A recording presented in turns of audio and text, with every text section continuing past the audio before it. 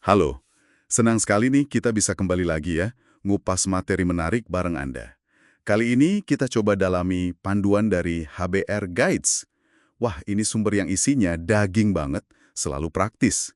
Nah, fokus kita kali ini soal tantangan yang kayaknya umum ya di tempat kerja.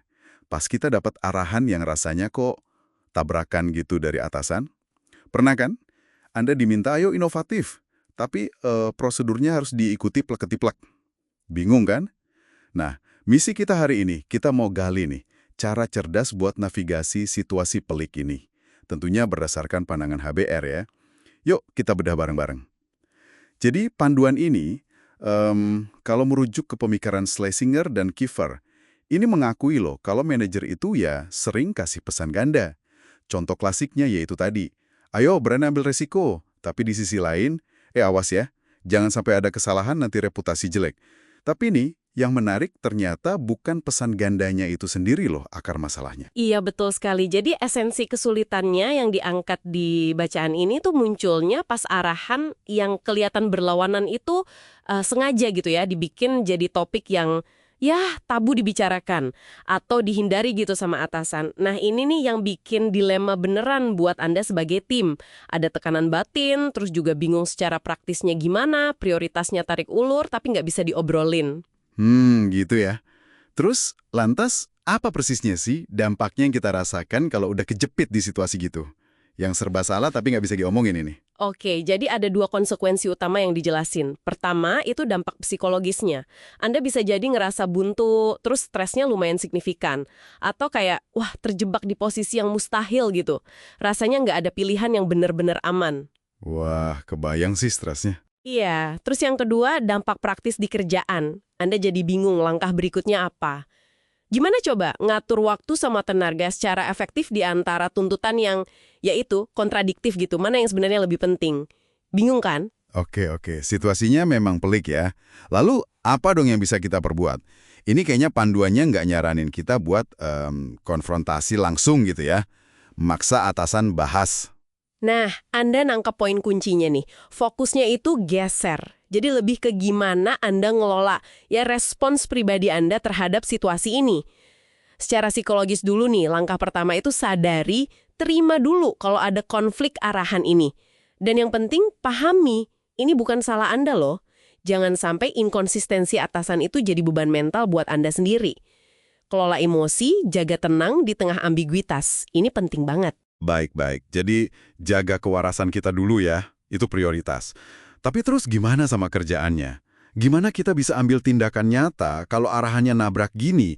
Dan ya itu tadi, pintu diskusinya ditutup. Masa kita pasrah aja? Nah, ini dia nih. Disinilah perlunya navigasi pragmatis, begitu istilahnya di panduan ini. Ini bukan pasrah ya, tapi kita cari cara cerdas biar tetap bisa gerak maju. Salah satu yang bisa dicoba dulu itu coba minta saran atau klarifikasi ke atasan. Tapi fokusnya ke tugas spesifik atau prioritas kerja aja ya. Jangan langsung nembak ke konflik arahannya. Oh, jadi nanyanya lebih halus gitu ya? Iya, betul. Misalnya tanya, Pak Bu, untuk proyek X ini sekarang lebih krusial mana ya, kecepatannya atau kita ikutin prosedur dengan sangat teliti? Gitu lebih aman kan pendekatannya? Oke. Mencari celah klarifikasi tanpa kesannya nyalahin gitu ya? Tepat. Tapi kalau misalnya usaha itu nggak berhasil atau memang situasinya nggak memungkinkan buat nanya, nah, disinilah kita perlu pakai akal dan kecerdikan. Anda perlu ya secara mandiri gitu mencoba menyeimbangkan tuntutan sebaik mungkin. Gimana caranya? Mungkin dahulukan yang paling nyambung sama prioritas perusahaan yang lebih besar atau fokus ke hasil yang dampaknya paling gede. Ini bisa jadi artinya kita ambil inisiatif yang agak kreatif gitu dalam menafsirkan tugasnya. Oh ya, mungkin penting juga untuk nyatat alasan di balik pilihan Anda itu. Ya, sekedarnya aja. Buat jaga-jaga kalau ditanya nanti. Saya paham. Jadi ini lebih ke ngelola diri sama situasi secara cerdik dari posisi kita ya, bukan berharap atau maksa ada penyelesaian dari atas. Apalagi kalau atasannya memang tipe yang hindari diskusi soal itu.